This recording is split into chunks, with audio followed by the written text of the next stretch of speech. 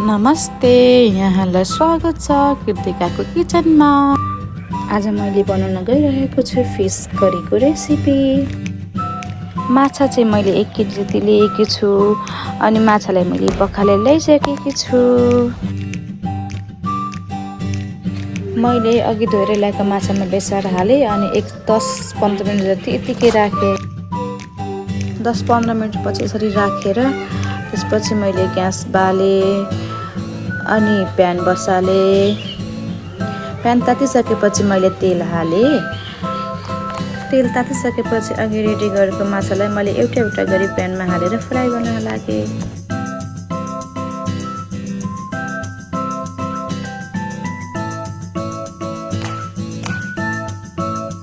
माछा एकतिर रातो हुने गरी फ्राई भइसकेपछि मैले अर्को पल्टी पल्टाएँ।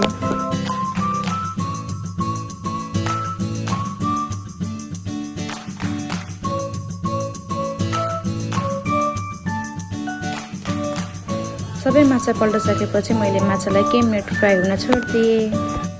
माछा दुवैपट्टि रातो हुने गरी फ्राई भइसकेको छ। त्यसपछि मैले निकालेँ।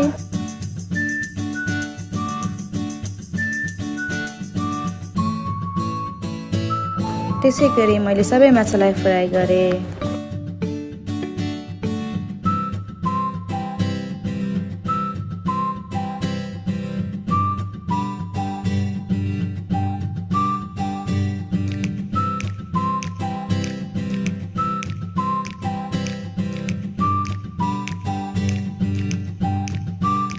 सबै माछा फ्राई गरिसकेपछि फ्राई गरेको माछा यस्तो देखिएको छ। त्यसपछि मैले प्याज र टमाटर काट्नतिर लागेँ।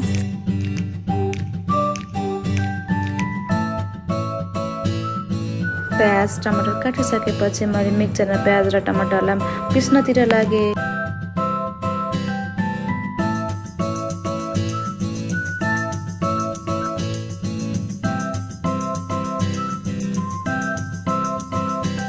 प्याज र टमाटरलाई मैले पिसेर रेडी पनि गरिसकेँ। मैले माछाको करीमा हाल्ने मसला पनि रेडी गरिसकेको छु।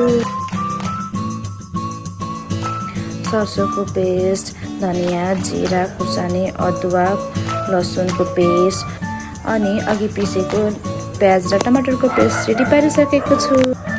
फेरि मैले ग्यास अन गरेर त्यसमाथि कराई बसालेँ। कराई तातिसकेपछि मैले तेल हालेँ। त्यसपछि मैले तेलमा थोरै मेथी, पेस्टको पात हालेकी छु। अघि मैले रेडी गरेको मसलाको पेस्ट सबै हालेँ।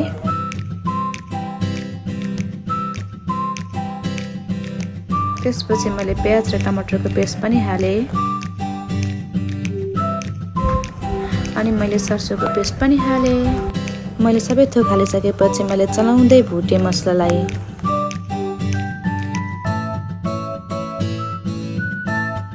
अनि मैले स्वाद अनुसार नुन हालेँ। थोरै बेसार पनि हालेँ। नुन र बेसार हालिसकेपछि मैले फेरि मजाले चलाएँ। मसलालाई मैले चलाउँदै केही मिनट भुटेँ।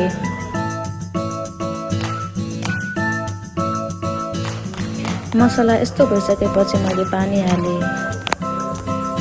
पानी हालिसकेपछि मैले फेरि चलाएँ।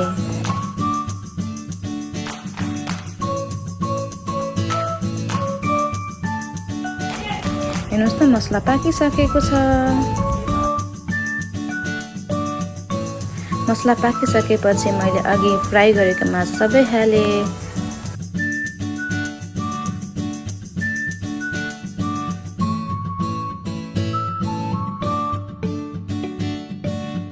माछा हालिसकेपछि मैले तातो पानी हालेँ यसमा। पानी हालिसकेपछि मैले केही मिनट माछालाई पाक्न छोडिदिएँ।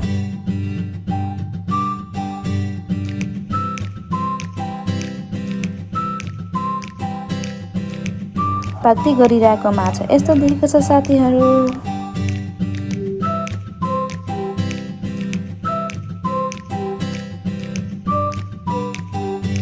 त्यसपछि म धनियाँ काट्नतिर लागेँ।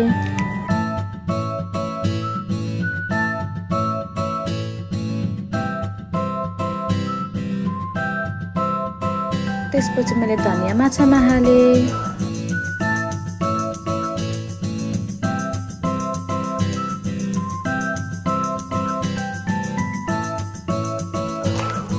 माछा पाकेर रेडी पनि भइसक्यो साथीहरू।